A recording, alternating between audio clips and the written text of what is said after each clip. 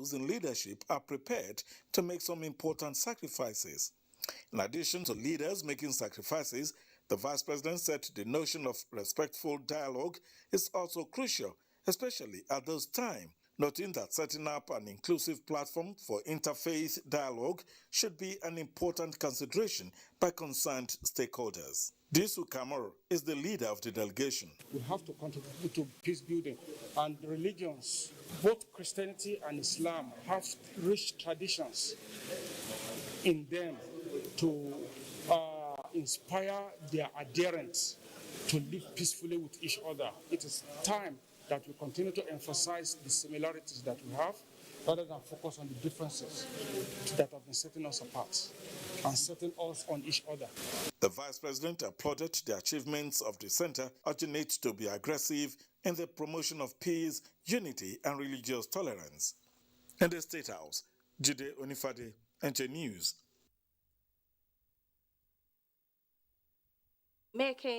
Meeting of critical stakeholders on the recent development in the security situation of Borno State has ended in the state capital with far-reaching recommendations on ways to approach the current wave of mass surrender by the repentant insurgents. The meeting, chaired by Governor Babagana Umar Zulum, was convened to come up with a bottom-top decision that will be acceptable to all stakeholders of security situation in the state. Mohammed Guni reports. The current wave of mass surrender by members of the insurgents necessitated the one-day interactive meeting, which brought together stakeholders from all walks of life to brainstorm and offer viable and pragmatic as well as all-inclusive approach that will cater for all issues and concerns raised over the surrender. I want to listen to the general public, to the generality of people of Borno State. What is your own view? Because the decision has to be a collective one. The situation requires diverse stakeholders, including representatives of our attack community, to come together and critically review the plans, pros, cons, and implications of the surrender in order to agree on a framework that is well taught. Representative of all stakeholders from the national and state assemblies, traditional institutions led by the Shehu of Borno, security formation that include the military, police and Department of State Security, Borno Elders Forum, the victims of the insurgency, the academia represented by Vice Chancellors of University of Maiduguri and Borno State University, Ulamas, Christian Community, Interparty Advisory Council, Labor, Civil Society Groups, Nigerian Union of Journalists, the Nigerian Bar Association, as well as National Council of Women's Society, have unanimously welcomed the surrender of the insurgents. We in the National Assembly are ready to give all the necessary support that will enable us bring this ugly situation to an end amicably. We get it right here. We all know that North Central, Northeast, and other parts of the country will equally know peace. The 16-point communique issued at the end of the broad-based meeting, as read by the State Attorney General and Commissioner for Justice, Barrister Kakasha Ulan, appreciated President Muhammadu Buhari towards ending the insurgency and other criminalities in Borno and other parts of the country. The meeting appreciates the support of the federal government to the state, but however solicited for more funding from the federal government to the state. The stakeholders stressed need for proper profiling of the repentant Boko Haram insurgents to avoid hasty release of hardened elements into the society. In Maiduguri, Mohammed Goni, NTA News. Cancer is one of the leading causes of deaths globally. Prostate cancer has claimed many lives, and recent research reveals that it is on the increase. Early detection is important in the fight against the health condition. Diana Ajali in this report takes a look at cases of prostate cancer, preventive measures, and possible treatment.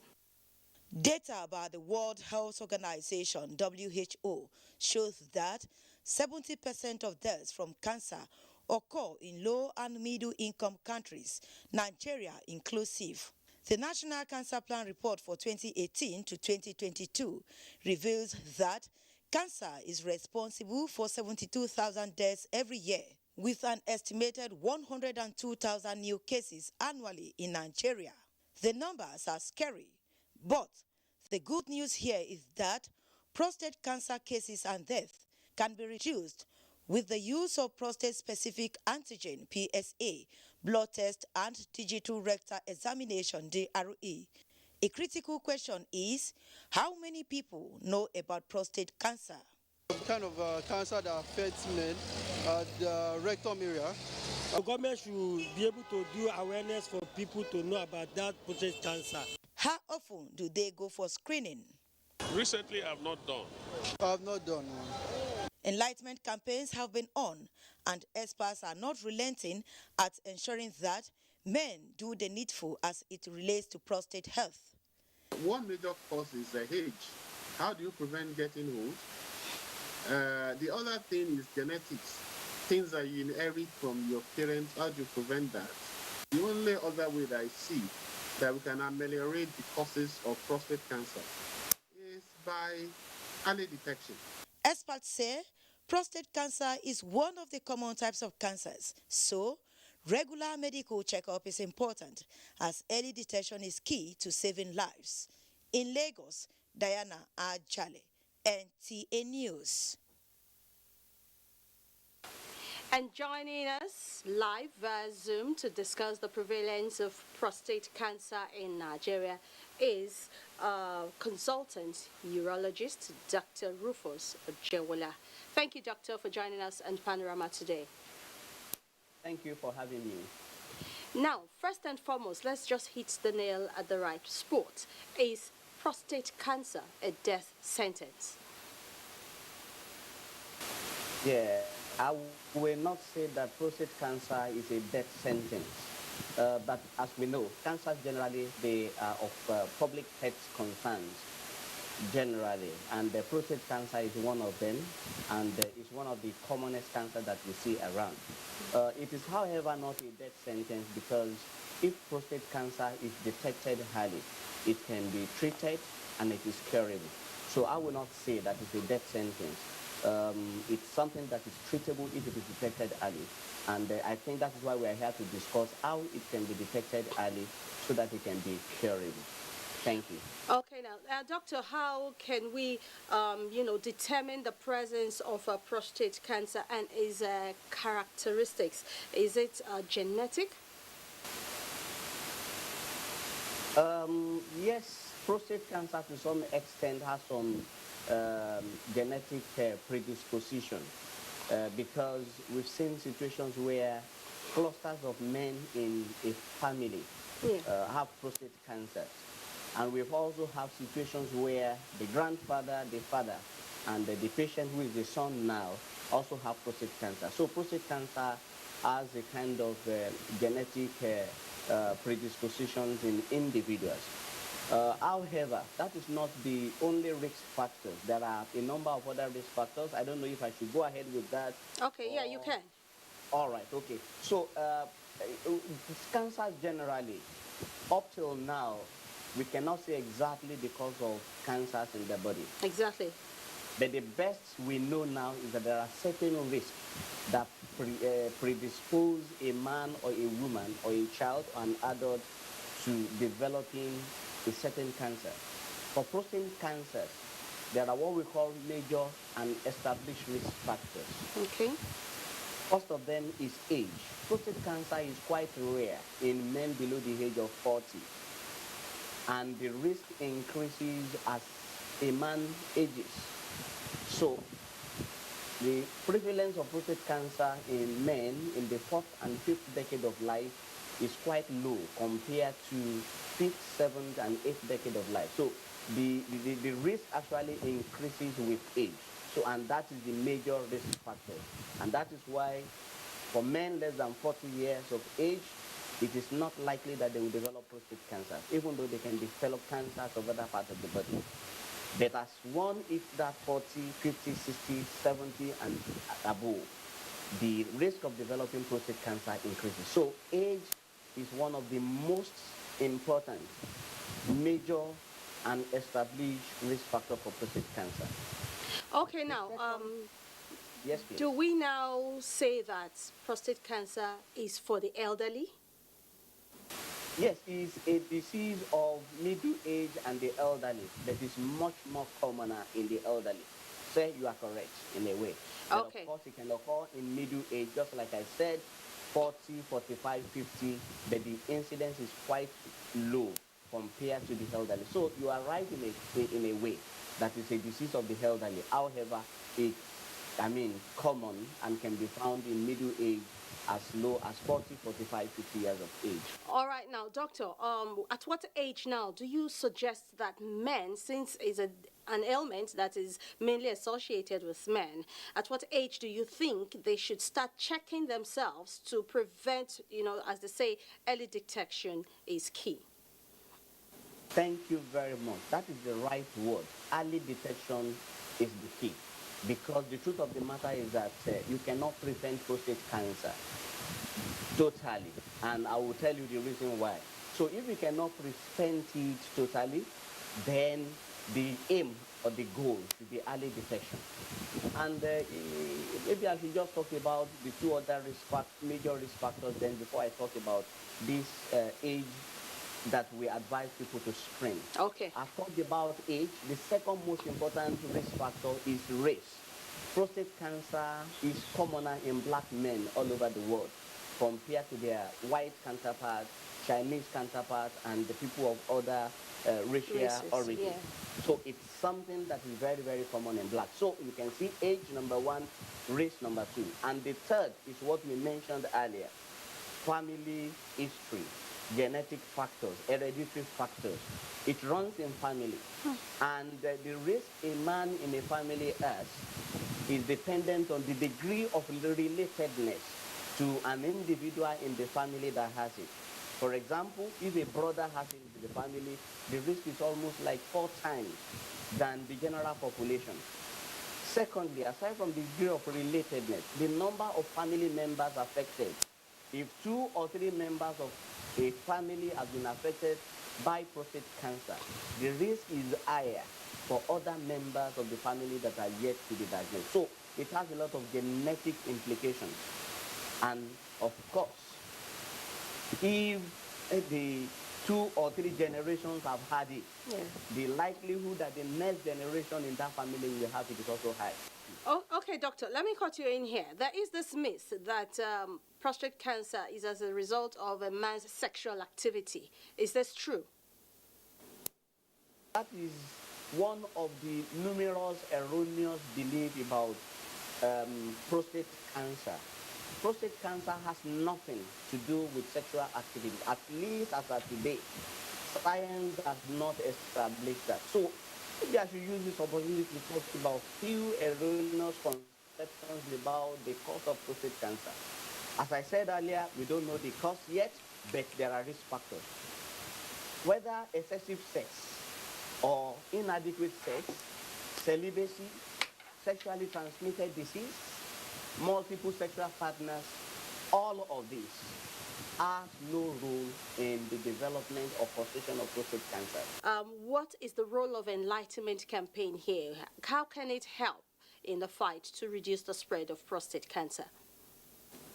Thank you very much. Public health enlightenment holds a key role in detection of prostate cancer at an early stage. And what should be the message? The message is for men to take responsibility for their health by going forward to do screening. And when we are talking about screening, I'm back to the question that I was unable to answer the other time. We usually advocate that men start to screen, usually at the age of 50. However, if a man belongs to a family where prostate cancer runs in that family, we expect such family member, male members of that family, to start screening from 40 years of age. So the age at which we recommend screening is 50 years for people without family history of prostate cancer, and 40 for people that have established prostate cancer running in the family. Now, what do we do in the screening? The screening entails 3 major things. There are 3 tools that we normally use to screen for prostate cancer. One of them is a blood test. We call it prostate-specific antigen. All men at this age will endeavor to have one, whether they have symptoms or they don't have symptoms. Number two, they should present you a doctor, preferably a urologist, that will do examination of their prostate. We call it digital rectal examination, and feel the prostate, whether it is normal or abnormal. And the third test is to do a scan of the prostate, which can be transrectal through the anus or through the abdomen. So these are the three tools that we normally use to screen for prostate cancer.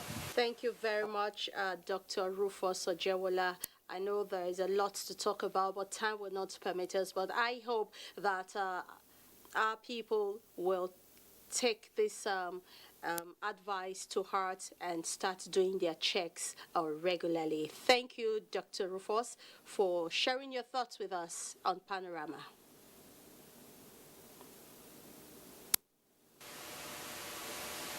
Panorama will continue after this break. Please stay with us. Coronavirus is real. Steps to avoid this pandemic. Wash your hands regularly or sanitize your hands. Keep social and physical distancing. Avoid crowded places. Stay at home unless absolutely necessary. Don't touch your eyes, nose, or mouth if your hands are not clean. Avoid the spread of coronavirus. Coronavirus is real.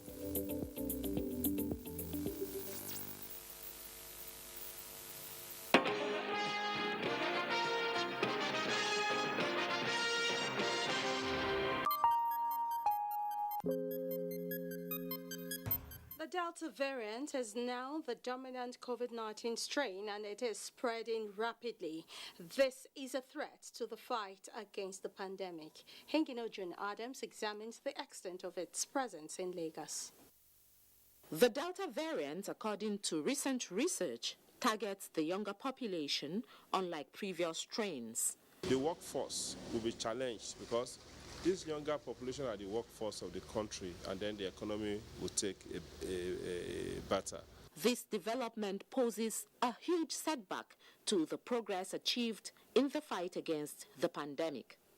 In Lagos, the third surge, dominated by the Delta strain, has already claimed more than 135 lives. Governor Babajide Sanwo-Olu recently disclosed that positivity rate has increased to 12.1% in the past 2 weeks, compared to 7% recorded at the end of July. As long as transmission continues to persist among the general populace, so as much as we will expect the virus to mutate to form a new kind of variant. Medical experts recommend that, in addition to familiar preventive protocols, individuals must be acquainted with how the variant presents. People who have this particular variant, they present with, sort of cold and cough symptoms, headache, and, fever. Some people have fever. So it just looks more like somebody's had a flu. As Nigerians stay optimistic about a return to normalcy, experts advise that vaccination and utmost compliance with preventive measures are in order to get the country out of the woods. Now to the daily updates. The Nigeria Center for Disease Control has announced 460 new cases of COVID-19 in Nigeria as at the 30th of August 2021.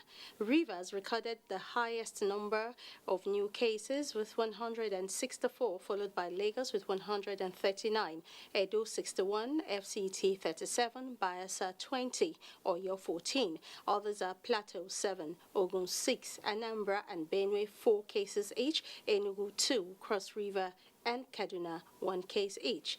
There are now 191,805 confirmed cases of COVID-19 in Nigeria, with 178,492 treated and discharged, and sadly 2,455 deaths recorded across the country. Olumide Guntola is our guide on Sports Update. Round World Cup qualifier against their Liberian counterparts at the Teslim Balogun Stadium on Friday. The Nigerian side had its first fitness exercise on Monday to be in top shape ahead of the match. The 24 players who are presently in camp in Lagos will have their first full training session later today at the Teslim Balogun Stadium. In grassroots football, to further draw more Nigerian youth from the streets to productive and profitable ventures, a football talent hunt has been organized. The Lagos Best 11, with ex-internationals Mutiu Adepoju and Sam Soje guiding selected players to monitor them to stardom. On this area of program is very good to discover good players. These boys have been able to pick what they've taught them very, very fast. In volleyball, the Nigerians under-19 boys lost their classification 1916 match at the ongoing FIVB Boys World Championship in Iran to Egypt 1-3 on Tuesday morning. With the result, the two-times African champions will now settle for another playoff of 13-16. In another development, arrangements have been concluded for the zonal eliminations ahead of the National Youth Games scheduled for the University of Ilorin between 10th and 19th of October 2021. Nigerians' participation at 2022 African Youth Games coming up next year. The players will be selected from this championship. The zonal eliminations will hold in Delta, Ebonyi, Taraba, Kebbi, and Oyo States beginning from the 1st of September, where only one team will qualify from each zone. In another news, the first National School Rackets Games served off on Monday at the Indoor Sports Hall of the National Stadium, Lagos, with a colorful opening ceremony. Students from 21 states, including the FCT, are featuring at the 5-day national grassroots competition in table tennis and badminton. They can be integrated into the mainstream of these sports in Nigeria. We're already planning for a schools championship as part of our grassroots program. The event put together by the Nigerian School Sports Federation will see the students compete in under 13, 15, and under 17 categories. With sports update, Olumide Guntola, NTA News. That sporting note concludes Panorama. It came to you from the Lagos Network Center of the Nigerian Television Authority. I am Adeola Komiakere saying enjoy the rest of your day.